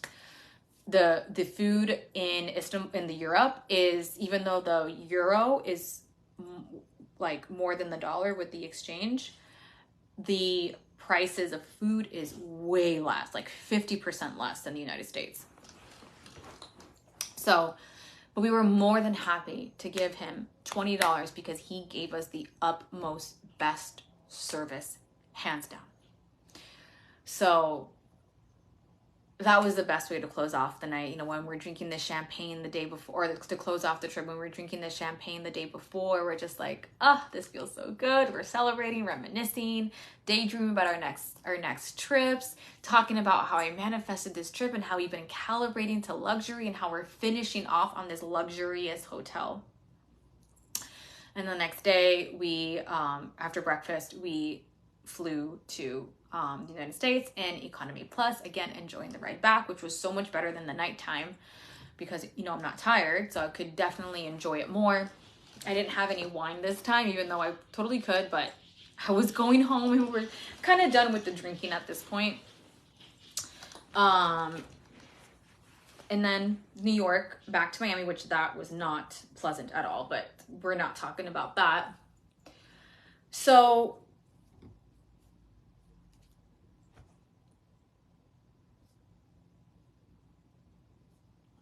what do I want to say here? Okay. So that was the entire trip. It took me an hour and a half to share that. Probably even longer. Let me see. An hour and 40 minutes to share all that. So what are the things that I want to share with you with this? Because there's so many codes that came through this transmission that I shared throughout without necessarily saying that this is a code. But I'm going to lay out the codes for you right now.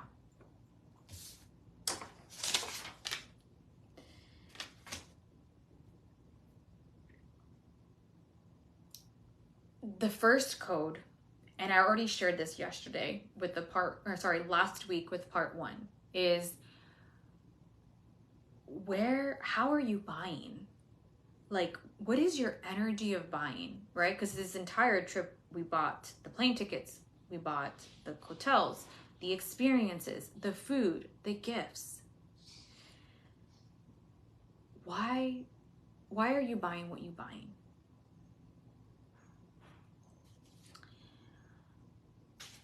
When you buy, you are sending a signal to the universe about what it is that you desire, especially with how you're doing it, with how you're buying, with the energy behind the buying, with the intention behind the buying, with either the ego-ness from the buying or the sacred divinity from the buying. And you're also sending a signal to yourself of what you are worthy of when you buy something.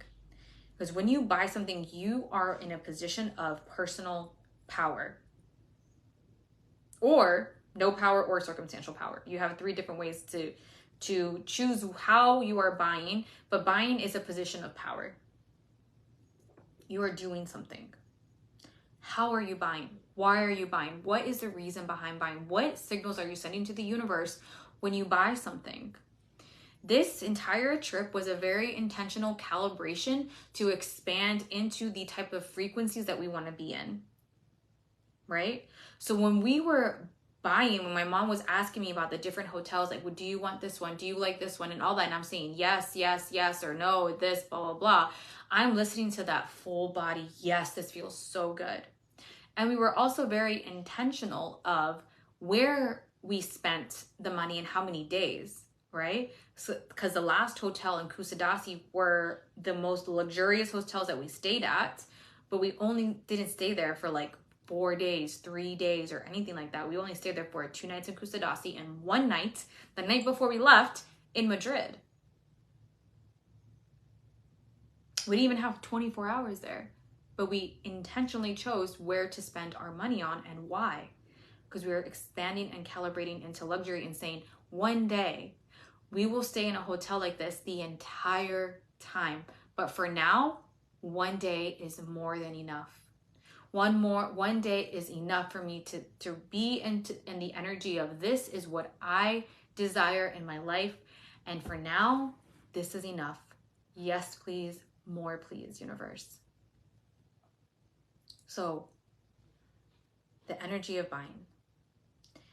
The second one, which I already tapped into, is code number 2, is like stretching your ability of where you're putting your money, right? So stretching means like, where does it feel like it's an edge for you to be in a place like this, whether it's the buying or being in the environment, where you're stretching yourself financially just a little bit, not to break the bank, but you're stretching yourself in what you're buying, and you're stretching your emotional and spiritual and mental capacity of what you feel is for you, and do it in a way where it stretches you, but you can hold it, right? Where it doesn't collapse your energy, or you don't do something and put yourself in a bad situation. Like, we're going to stretch it so much on this trip that we're going to put ourselves in 2 years of debt.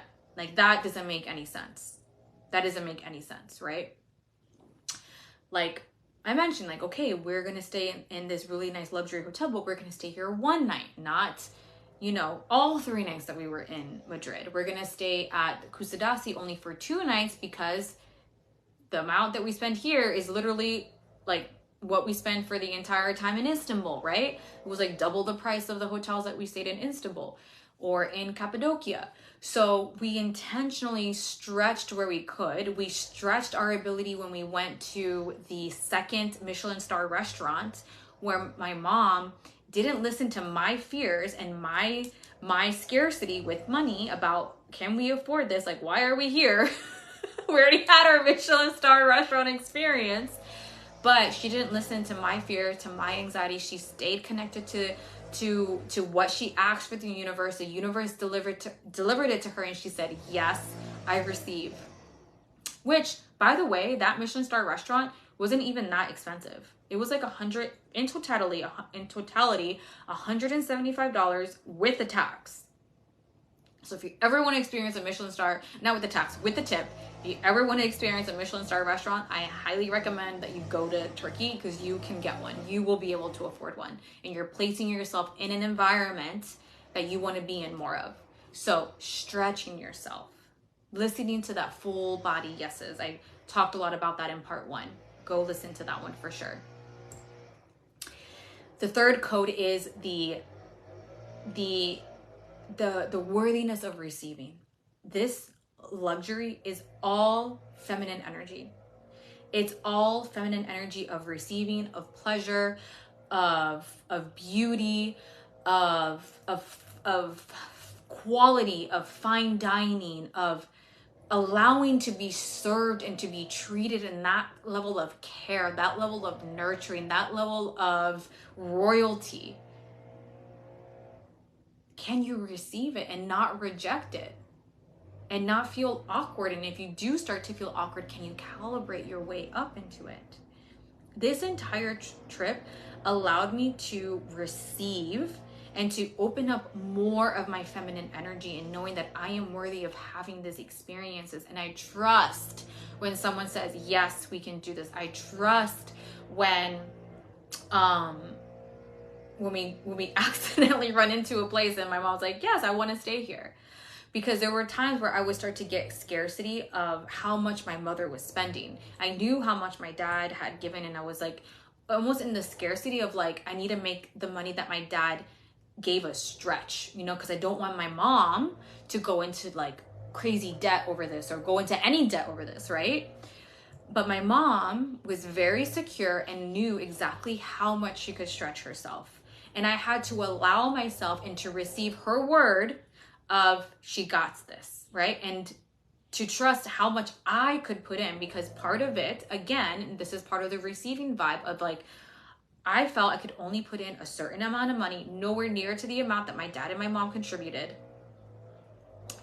And because of all the other things that I mentioned, the goal that I have of my income goal, of where I want to place where I'm choosing to invest my money, where I want to place my money, and you know, this is only how much I could chip in because of all of these things, and staying secure in that boundary of knowing like this is what I actually feel comfortable in. So it wasn't necessarily how much for me to calibrate and to open up with my energy, my financial capacity, but it's more of like allowing also someone else to be in their personal power with their financial decisions and allowing myself to receive it, right? And because there's also other intertwined energies from like how we used to manage money when we were younger. So of course there's some back fear stuff that I had to like clear up with my mom, and kind of like, well, this fear also comes from this because when this happened. And she's like, you know, I completely understand, but I promise you, I'm not wasteful with money like I was back then, right? So we had to like clean up that energy, and then once we cleaned it up, can allow myself to continue to receive. Luxury is feminine energy. Can you receive? I hope I did not just have a nipple shot right there. Okay, I'm gonna keep this right there. Okay, and the last code here. Okay, I feel like I need to move this way because this shirt is doing something that I don't want a nipple slip to happen, because I think one just did happen. The last code to wrap this live up is staying committed to your dreams. No matter what your situation looks like. And to postulate. These images were postulations. They were things that I was like in January of 2022, I'm like, these are the things that I want to experience. I want to experience a vacation. I want to have views like this. And to me, this all also represented luxury to me. I was like, this is what I desire. I'm going to, universe, here, I'm putting them on my vision board. And I let them be there. And even though when my life financially didn't feel like I could accomplish these dreams anytime soon, as a matter of fact, I felt like this is a 3 to 5 year dream, but I'm keeping it on my board. And it happened to me in a 1.5 years.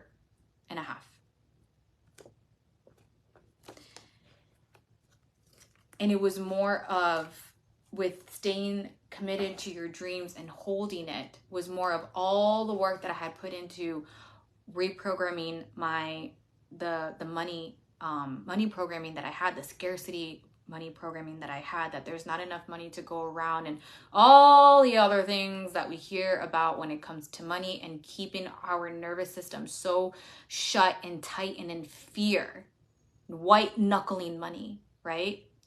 Working on my money programming, working on my own money mindset, besides just the programming, also expanding my money mindset, the generational curses that dismantling within my family line, both the feminine and in like the masculine energy line, right? Learning that I am worthy of receiving no matter what my financial situation is. Because let me tell you, from 2017 to about 2020 was just like the cherry on the top, I think, for everybody, right? That was like a really shitty year. My financial situation was really, really questionable. Putting things on credit cards, even investing in coaches and things like that, and still like feeling like I'm barely moving the financial, like, cord. But I stayed true to my desires, knowing that this is what I want for my life. I want luxury. I want abundance. I want wealth. I want nice experiences. I want nice things. I desire. And holding that energy, even when I'm contemplating bankruptcy, scaring the shit out of my partner a few years back. I didn't end up doing that, but like, to contemplate something like that is very serious. And to be here on the other side, where I'm now taking a Turkey trip, which in that time too, no kind of fancy trips were anywhere near my line of sight. But now in 2023, after staying true to what I wanted, clearing out the shadow energies that had me attached to the ego-ness of money and success and all of that, which is why I believe I had to go through everything I went through, because the way that I was approaching success and the way that I was approaching money was from a very ego mindset. And I had set out to be on a path of my highest truth. So my soul's like, all right, well, okay, now that you got your body shit covered, you overcame binge eating disorder, you no longer attach your worth to your body. Okay, you got the whole toxic boyfriend situation now. You know your worth as a woman. You know what you are worthy of receiving. You let go of these ego dreams that you had when it comes to family and children. You don't put your worth in that anymore. Now, let's go ahead and cover this area, the money part. So I had to overcome these areas. Like literally, I felt like I went to ground zero and now work my way up into sacred divinity desires, like sacred desires when it comes to money and wealth and luxury. So I can appreciate it and ground in all of this, which is also a feminine energy, right? I had to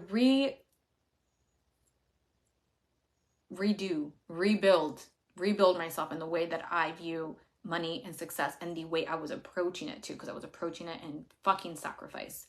So it's holding on to your desires and allowing the universe to show you fucking magic. The way that this whole trip came to me felt like magic. It felt like magic. And I felt so honored that my dad wanted to give me a trip, for all the love that I gave my grandma and all the support that I gave her. And I'm so happy that even though moving to Florida was not how I expected at all, like I expected it to be like super smooth sailing, and it was hard because of my grandma's situation. It's hard. It's very draining. And it's sad, you know? But in that all, never once having a self-righteousness attitude. And my grandma helping this co-creation. So holding the vibes, Holding the vibes means you know that you are worthy of desires, you know that what's going to come to you is going to come to you. Maybe not on the timeline that you wanted, because certain things are not on my timeline. I've been wanting certain milestones to happen for many years now. But that's okay. I know it's happening. I know that everything I have on this vision board right here is going to come. Because through years and years and years and years of evidence, everything that I have put on my vision board, everything that I set a desire and intention to, the universe has delivered. Maybe not always on my timeline, sometimes longer, sometimes shorter, sometimes right on point, but it delivers. So more than anything, it tells me, hold the vibe. Do the inner work, keep moving forward. Do the inner work, keep moving forward. Do the inner work, keep moving forward. Allow the universe to conspire for you. And this is what I want for you. Because if you're watching this live, Calibrating to Luxury, to experiences, how I manifested this trip, I know that you desire to have the same type of experiences that are unique to your desires, that are unique to what you dream of in your life, what your sacred dreams are, what your sacred desires are. I am here to help women to become the woman that can attract all of these things into her life. And I have that available in my one-on-one mentorship. This is for the woman who really wants to connect to her courage. She wants to raise expectations so that she can make the moves to get to where she's always wanted to be. Every single aspect of my life was nowhere to where it is now. Binge eating disorder, body dysmorphia, chronic dieting, and now I'm manifesting my dream body. Like, I'm growing the booty, which I've always had a flat booty. I don't have any unhealthy, like my relationship with food is so good. I'm with my sacred partner, with my sacred union partner, with my soulmate, with the love of my life, co-creating the life that we've always wanted. Contemplating bankruptcy to having a luxurious dream vacation. So if you want to calibrate, to clear out all the shadow mess that's gotten you in a situation right now where you're having horrible time with your relationship, where it's like chronic fighting, like your life feels like a high and low and a high and a low and a high and a low. You want to be the woman who can have it all: the body, the money, the man, the sexuality, like the sex life, the lifestyle. My one-on-one mentorship is for you. So you can click on the description. I'm going to have it there as soon as I hop off. I have 6 weeks available, 12 weeks, and a 1-year container available. So the 1 year is definitely, you're like, Jessica, you've embodied the things that I want to embody: the body, the relationship, the sexuality. Like, I want to work through all the shit that I have right now that's blocking me from having the type of relationships all across the board that I really desire. I want to rise like the phoenix. Like, I want to get through all of this. I want to be the woman who raises her expectations, who connects to her courage and gets to where I've always wanted to be. Like, I want to